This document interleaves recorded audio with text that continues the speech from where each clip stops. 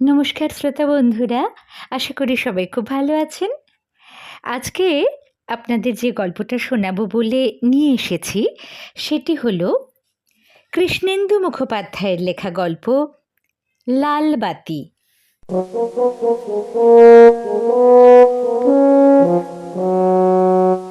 সময় বয়ে যাচ্ছে টিকটিক টিকটিক। কিছুক্ষণ আগে এক পশলা বৃষ্টি হয়ে গিয়েছে। শেষ হেমন্তর অসময়োচিত বৃষ্টি শহরকে ধুয়ে মুছে চকচকে করে হিমেল ঠান্ডায় মরশুমের প্রথম কিস্তিটা বুলিয়ে দিয়ে গেছে চারধারে। বাসস্ট্যান্ডের সিঁড়ির তলায় চীনা এক অন্ধকারাচ্ছন্ন কোণে ঈষৎ শিরশিরানি ঠান্ডায় মুজে দাঁড়িয়ে আছে শঙ্খ আর শ্রেয়া। এই মায়াজালে কাটাকুটি অন্ধকারাচ্ছন্ন একচিলতে জায়গাটাকে ওদের কেমন যেন নিজস্ব মনে হয়। ঘন্টার পর ঘন্টা সময় কাটায় এখানে। প্রখর রোদ বা বৃষ্টি না হলে লোকজন শেডের তলায় খুব একটা দাঁড়াতে আসে না। সবারই ধৈর্য আর সময় খুবই কম, ফুটপাতে দাঁড়িয়েই বাসের জন্য অপেক্ষা করে। শ্রেয়ার বাড়ি ফেরার বাস কম। ঈপ্সিত নম্বরের বাসটা আসছে না। একটা বাস চলে গেলে 40-50 মিনিটের কমে পরের বাসটা আর আসে না।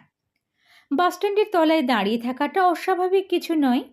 কতদিন হয়েছে শ্রেয়া সামনে দাঁড়ানো বাস ছেড়ে দিয়ে পরের বাসের অপেক্ষায় শঙ্খর সঙ্গে প্রেম করার সময়টা আরেকটু বাড়িয়ে নিয়েছে। তবে আজ আচমকা বৃষ্টিটা হয়ে যাওয়ার পর ঝুপঝুপ করে রাস্তাঘাট শুনশান হয়ে গিয়েছে। ইতিমধ্যে বাড়ি থেকেও দুবার মোবাইলে ফোন এসেছে। যদিও শঙ্খর সঙ্গে থাকাটা বাড়ির সবাই জানে, তবুও মা তাড়া দিয়েছে। সরাসরি রুটের বাসটা না এলে রুট ভেঙে যেতে হবে, না হলে অটো, মেট্রো, আবার অটো, দুটোতেই হ্যাপা, সময় আরও বেশি লাগবে। শঙ্খর অবশ্য অসুবিধে নেই, রাত করে বাড়িতে ফিরলেও কারো আপত্তি নেই। সময় তাকে তাড়া করে না। মাকে শুধু একটা ফোন করে দিলেই হবে, তাহলে আর অহেতুক দুশ্চিন্তা করবে না। শঙ্খ আর শ্রেয়ার বাড়ি শহরের দু প্রান্তে, কাজের জায়গাটা শুধু এক পাড়ায়। সেই জন্যই এই বাসস্ট্যান্ডের তলায় আলাপ থেকে প্রেম। অনেকদিন এমন হয়, আর একটু বেশিক্ষণ একসঙ্গে সময় কাটানোর জন্য শঙ্খ শ্রেয়ার বাসে চেপে বসে। তারপর শ্রেয়াকে বাড়ির কাছাকাছি পৌঁছে দিয়ে ফিরতি বাস ধরে। মোবাইলের সময় দেখে শ্রেয়া একটু ছটফট করে উঠল। কি করি বলো তো? শঙ্খ একটু চিন্তা করে বলল, চলো তাহলে ধর্মতলা যাওয়ার বাস বা মিনি ধরি, তারপর অনেক দেরি হয়ে যাবে। ইস, ধর্মতলার বাস ধরতে হলে আগে ধরলেই হতো। অত চিন্তা করছো কেন? কি রাজকার্য আছে বাড়িতে? তুমি সবসময় এই একই কথা বলো। মায়ের শরীরটা আজ ভালো নেই, টেনশন হলে আজকাল প্রেশার বাড়ে, জানোই তো। তাহলে একটাই উপায় আছে, ক্যাব। ক্যাব? শ্রেয়া আলতো করে শঙ্খকে ঠেলে বলল, খুব বাবুয়ানি হয়েছে না? জানো, আজ পার্লারে 1 পয়সাও টিপস পাইনি, সব কঞ্জুস কাস্টমার। শঙ্খ হেসে উঠল, আমার চাকরিতে অবশ্য টিপস নেই, তবে উপরিটা কাল পেয়েছি। উপরি? আরে বাবা, সবে ধর নীলমণি টিউশনের পেমেন্টটা। ছেলেটার আর কয়েক মাস পরে মাধ্যমিক, তারপর আর আমার কাছে পড়বে না। যতদিন এই উপরিটা আছে ততদিন না হয় প্রয়োজনে একাধবার বাবুয়ানি করলাম।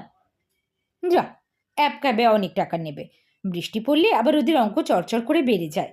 তোমার পুরো মাসের টিউশনির টাকা চলে যাবে, দেখবে। অ্যাপ ক্যাবে চড়ুক না চড়ুক, অ্যাপটা মোবাইলে ইনস্টল করে রেখেছে শ্রেয়া। সেটা খুলে লোকেশন দিয়ে শঙ্খকে দেখালো। তার অনুমান নির্ভুল, 600 দেখাচ্ছে।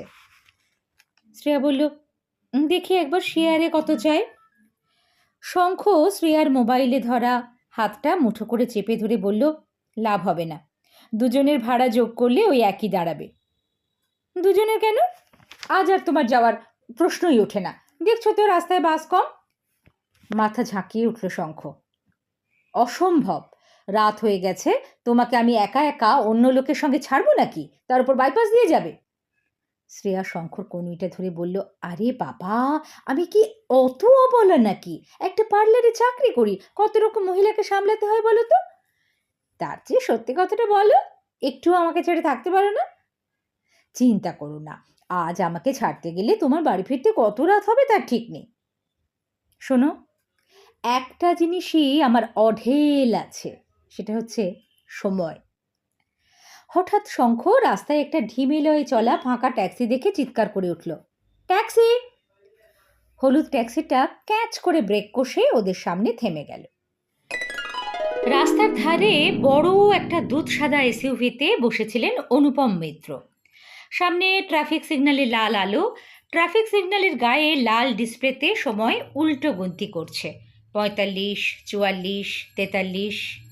রাস্তা ফাঁকা, আড়াআড়ি কোনো ট্রাফিক নেই, তবু লালবাতির নিয়মনিষ্ঠ প্রোগ্রাম ঘাড় ধরে দাঁড় করিয়ে রেখেছে। অনুপম একদিন হিসেব করছিলেন অফিস যাতায়াতের পথে জীবনের কত দামি সেকেন্ড অহেতুক এই ট্রাফিক সিগন্যালের লালবাতিতে নষ্ট হয়েছে। ট্রাফিক সিগন্যালের মুখেই বাস স্ট্যান্ডটা, তার কোনাকুনি দাঁড়িয়ে আছে অনুপমের গাড়ি। অফিসের নানা চিন্তায় অনুপমের মাথাটা সবসময় বিজবিজ করে। তার মধ্যে কখনো কানে মোবাইল নিয়ে, কখনো বা মাথার বিভিন্ন পরিকল্পনা ছকতে ছকতে আলগোছে চারিদিকে চোখ বোলান। কিছু কিছু দৃশ্য মনের মধ্যে অবচেতনে গেঁথে যায়। সেই রকমই একটা দৃশ্য বাড়ি ফেরতা পথে এই বাস স্ট্যান্ডের শেডের তলায় ঝুপসি অন্ধকারে ছেলে মেয়ে দুটো। সাত চিন্তার মধ্যেও ক্ষণিকের জন্য বিরক্তি আসে ওদের দেখে। কি প্রচণ্ড সময়ের অপব্যবহার করে এরা! এই জন্যই বাঙালি জাতিটার কিছু হলো না। জীবনের সবচেয়ে মহার্ঘ সময় নিশ্চেষ্ট হয়ে প্রেম করে কাটিয়ে দিল।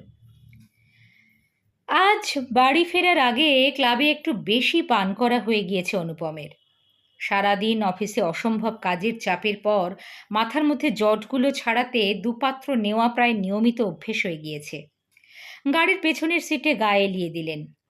ড্রাইভার অর্জুন বাকিটা জানে, ঠিক কত তাপমাত্রায় এসিটা রাখবে, হালকা ভলিউমে এফএমের কোন চ্যানেলটা চালাতে হবে।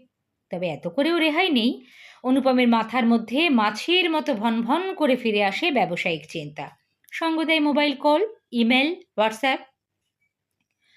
হয়তো ওই একটু বেশি পান করার জন্যই হবে, বহুদিন পরে একটা অব্যবসায়িক কৌতূহল মনের মধ্যে খুঁচিয়ে উঠল অনুপমের।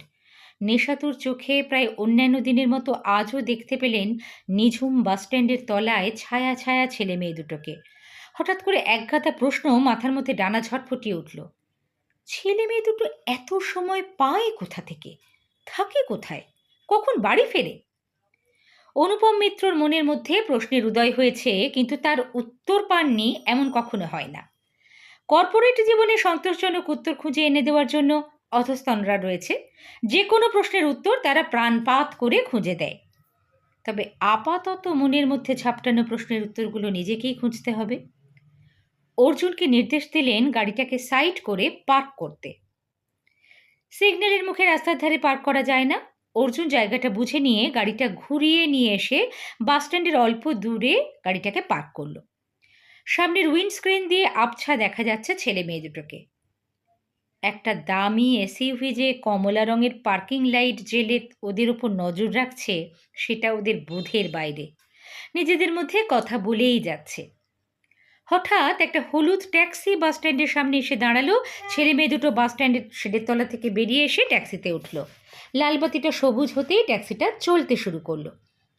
অর্জুন, ফলো করো, চাপা গলায় বললেন অনুপম। অর্জুন কম কথা বলে, মুখে এক চিলতে লুকোনো হাসি ফুটে উঠল।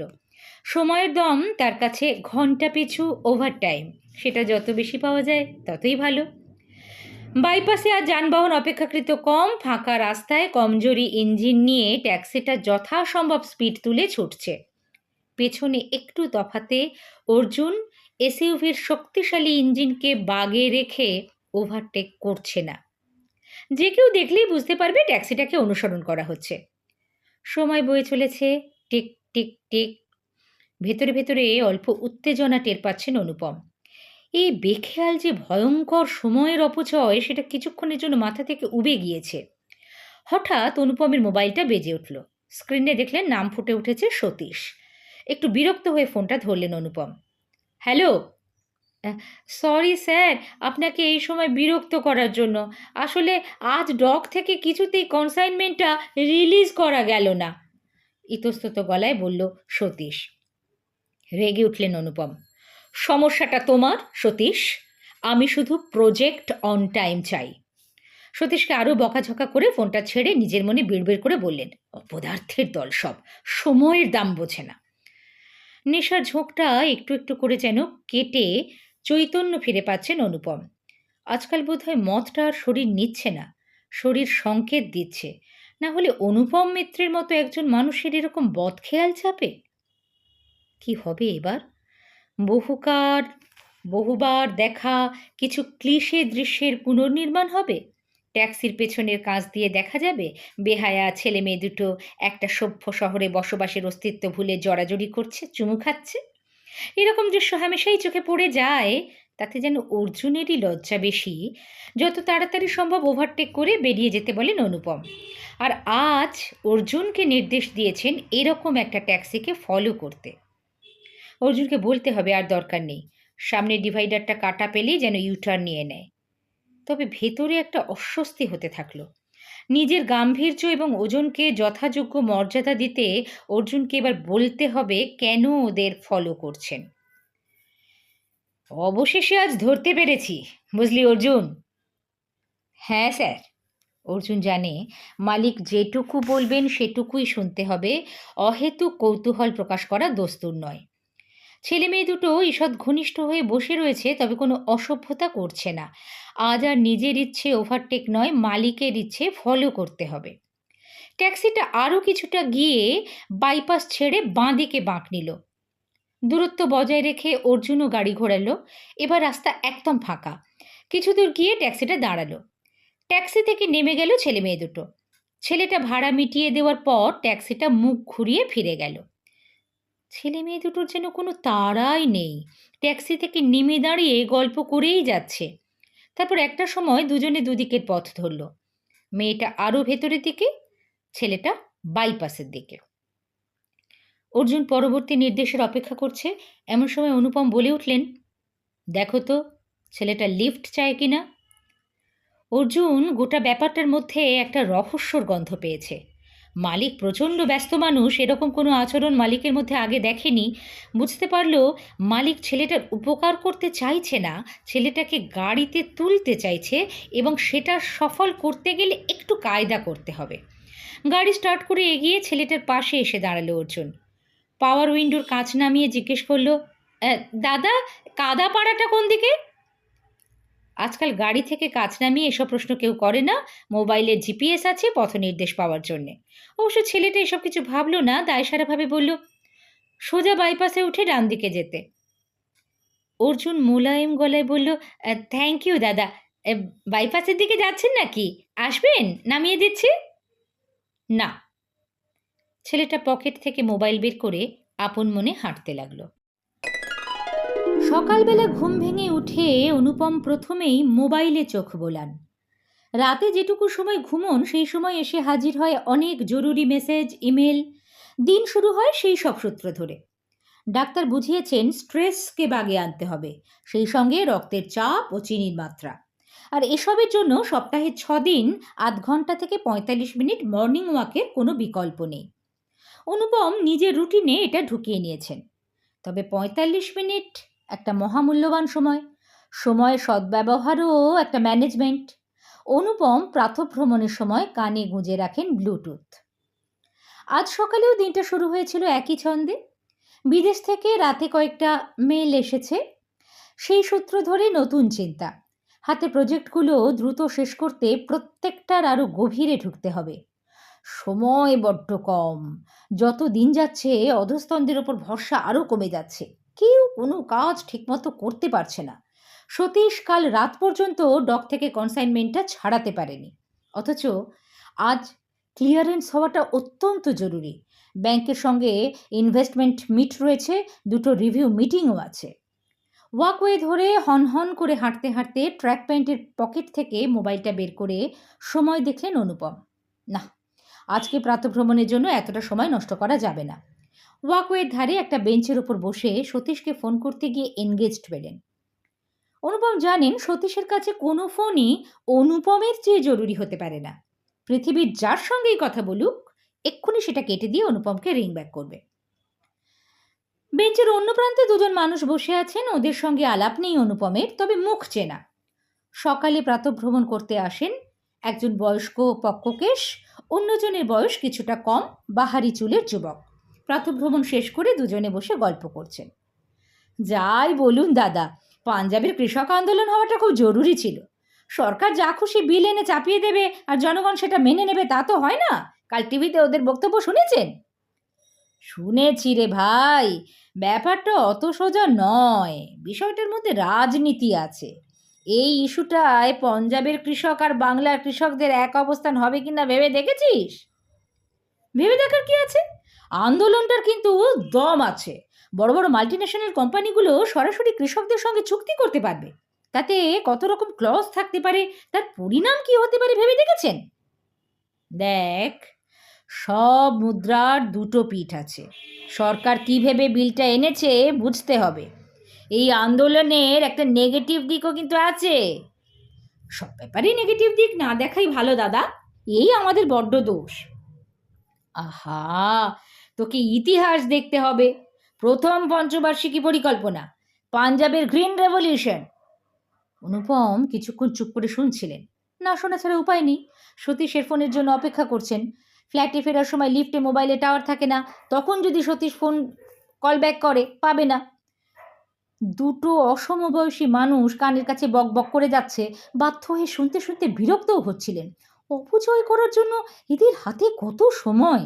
পঞ্জাবের কৃষক আন্দোলন থেকে মার্কিন প্রেসিডেন্ট কে হলেন, সব ব্যাপারে টিভিতে যে বিরক্তিকর ঝগড়াঝাটির আলোচনা হয়, সারা সন্ধে সময় নষ্ট করে এরা সেসব দেখবে, খবরের কাগজ খুঁটিয়ে পড়বে আর অর্থহীন আলোচনা করবে।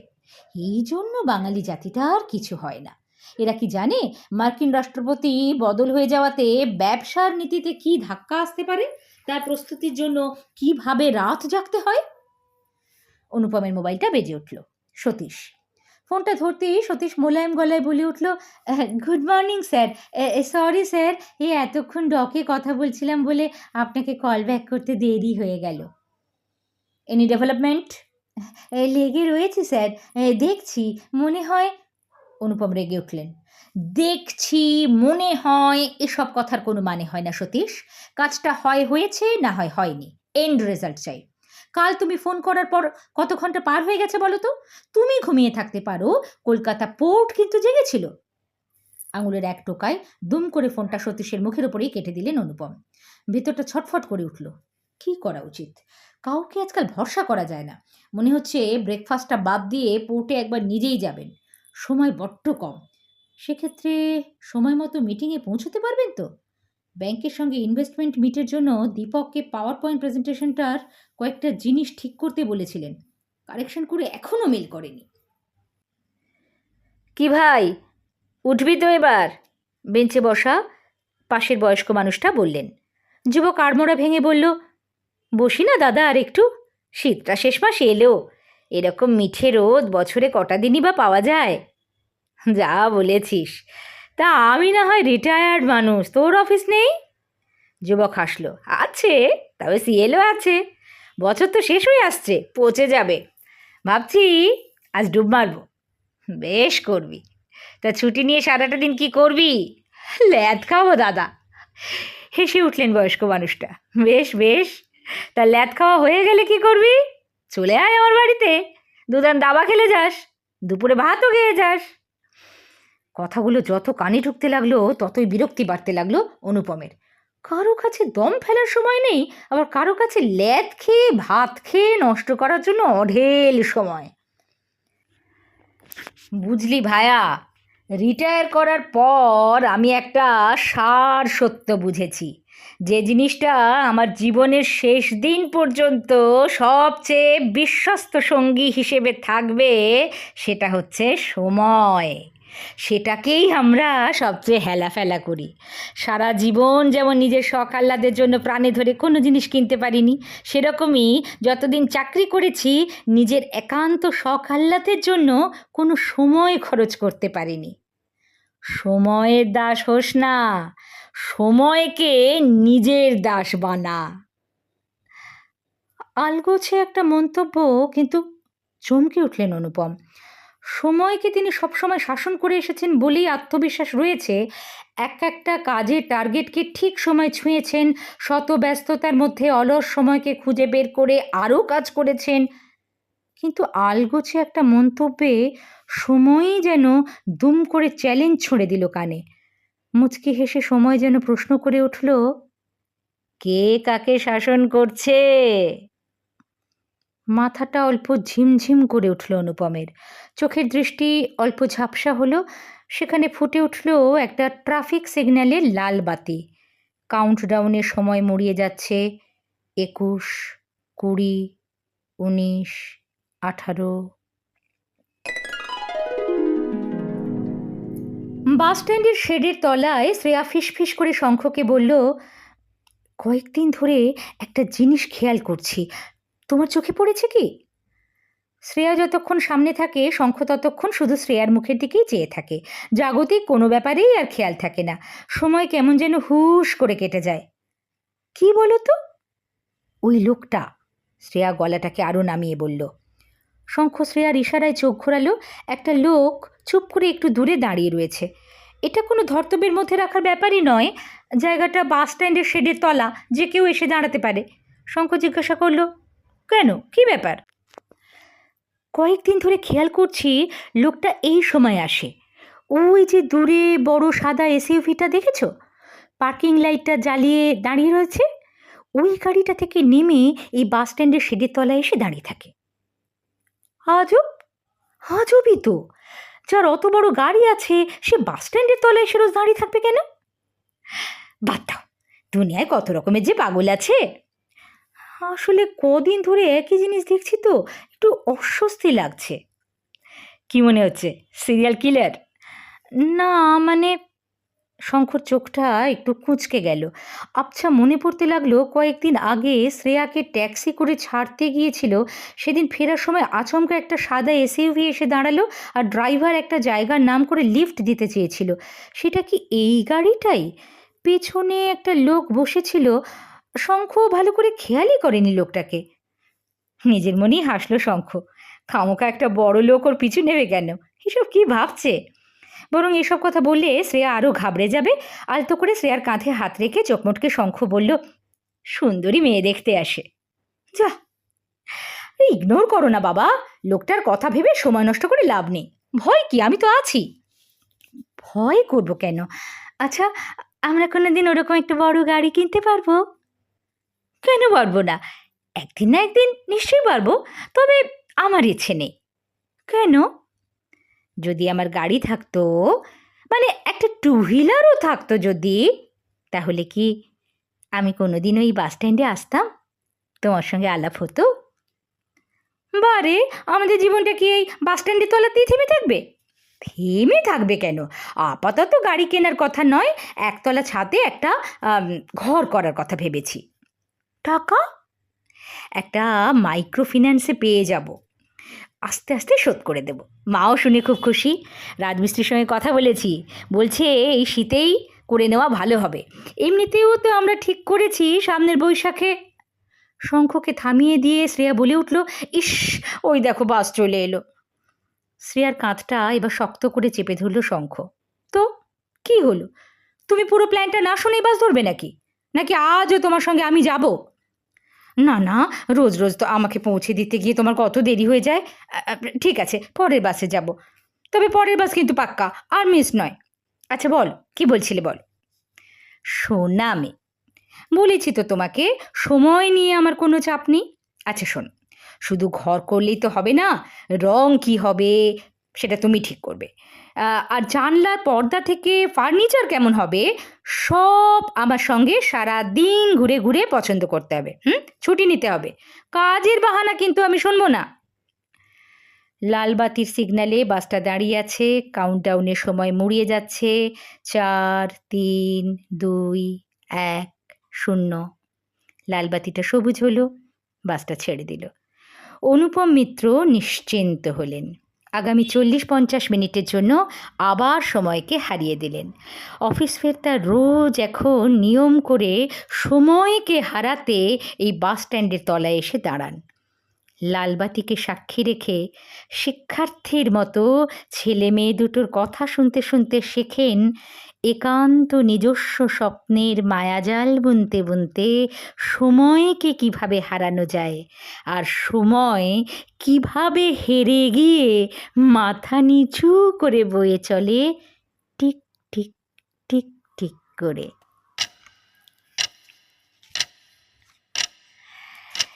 নমস্কার শ্রোতা বন্ধুরা, একটা বেশ অন্য রকমের গল্প শোনালাম আজকে কৃষ্ণেন্দু মুখোপাধ্যায়ের লালবাতি।